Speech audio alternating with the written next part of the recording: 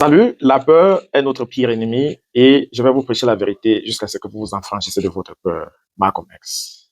Les Camerounais face à la ville morte en ont peur de parler parce que Atan Gandhi et ses amis ont promis la poursuite aux faciès. Mais cette peur est la résultante d'une éducation acquise depuis 43 ans et qui est toujours en cours. On gronde l'enfant pour le rendre soumis et on se tacle le corps lorsqu'il reste silencieux. Dans ce numéro, Cyril Bojico essaie de peindre la peinture du parent camerounais qui, en réalité, a laissé l'héritage de la peur et surtout de la soumission à ses enfants incapables de se défendre face à un pouvoir devenu autoritaire et contre-productif pour son peuple. Je vous prie de suivre jusqu'à la fin et laissez un commentaire. À très bientôt. Il faut qu'il ait peur pour qu'il écoute. Et Junior, effectivement, écoutait. Il obéissait, il rangeait ses affaires, faisait ses devoirs, ne répliquait jamais. Mais derrière cette obéissance apparente, il n'y avait pas de compréhension ni de sagesse, seulement la peur. Les années passèrent, Junior devint adolescent, puis adulte. Il ne parlait pas beaucoup, toujours poli, toujours réservé, toujours sur la défensive. Quand son patron élevait la voix, il tremblait. Quand quelqu'un le contredisait, même s'il avait raison, il s'excusait. Il n'osait pas dire ce qu'il pensait.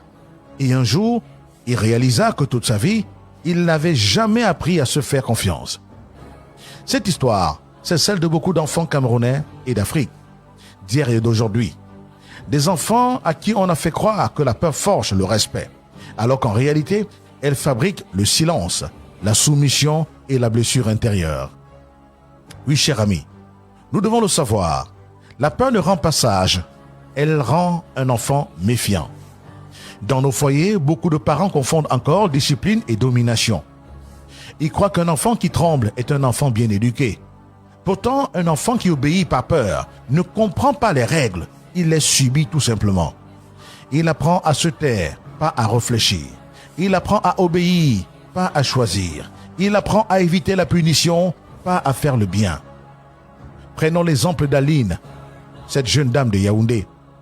À la maison, elle n'avait pas le droit de donner son avis. Chaque fois qu'elle posait une question, on lui disait « Les enfants ne parlent pas quand les grands parlent ». Résultat, à l'école, elle n'osait pas lever la main, même quand elle connaissait la réponse. Plus tard, dans son travail, elle n'a jamais demandé d'augmentation, de peur d'être jugée. Voilà ce que crée l'éducation par la peur. Des adultes qui doutent d'eux-mêmes, qui s'excusent d'exister, qui vivent dans l'ombre de la crainte. Oui, cher ami, l'enfant écouté devient un adulte solide. Nous devons intégrer ça. Il n'a pas besoin d'avoir peur pour apprendre. Il a besoin de comprendre. Quand un parent explique calmement pourquoi une action est mauvaise, l'enfant développe sa capacité de jugement. Quand un parent corrige avec respect, sans crier ni humilier, l'enfant apprend la responsabilité. Quand un parent écoute avant de sanctionner, l'enfant apprend l'équité et la justice. Prenons un exemple concret. Un jour, maman Clarisse, une mère de 3 enfants à Bafoussam, trouva son fils de 10 ans qui avait menti pour cacher une mauvaise note à l'école. Elle aurait pu le gifler ou le punir durement, mais elle s'assit avec lui et lui demanda doucement « Alors, pourquoi as-tu menti? Qu'est-ce qui t'a fait peur ?» Et l'enfant lui répondit en larmes « Maman, j'avais peur que tu sois fâchée et que tu ne m'aimes plus. » Alors Clarisse comprit ce jour-là que la peur pousse les enfants à mentir et non à s'améliorer. Alors elle changea sa manière d'éduquer. Elle commença à féliciter les efforts avant de juger les résultats, à encourager avant de corriger. Peu à peu, ses enfants devinrent plus sincères, plus confiants, plus responsables. L'un d'eux dira un jour « Maman, j'aime te dire la vérité, même quand j'ai tort, parce que je sais que tu ne vas pas me casser. » Voilà donc la vraie réussite de l'enfant. Créer la confiance plutôt que la peur. Éduquer avec douceur ne veut pas dire être faible, cher parent, non. C'est simplement appliquer l'autorité bienveillante, une force qui n'est pas une faiblesse. Cela demande plus de courage, plus de patience et plus de maîtrise de soi. Crier est facile, oui, crier est trop facile. Frapper est même aussi facile. Mais se contrôler pour enseigner dans le respect, voilà le vrai pouvoir des parents. Un père qui élève son enfant sans violence n'est pas un père faible. C'est un père fort parce qu'il a la maîtrise de sa colère. Une mère qui écoute avant de juger n'est pas une mère naïve.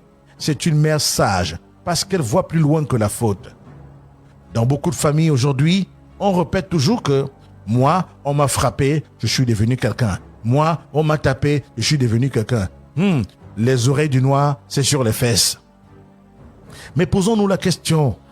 Et si vous aviez pu devenir quelqu'un de plus libre, de plus confiant, de plus heureux? Ce n'est pas parce que la peur n'a pas tout détruit qu'elle a bien éduqué.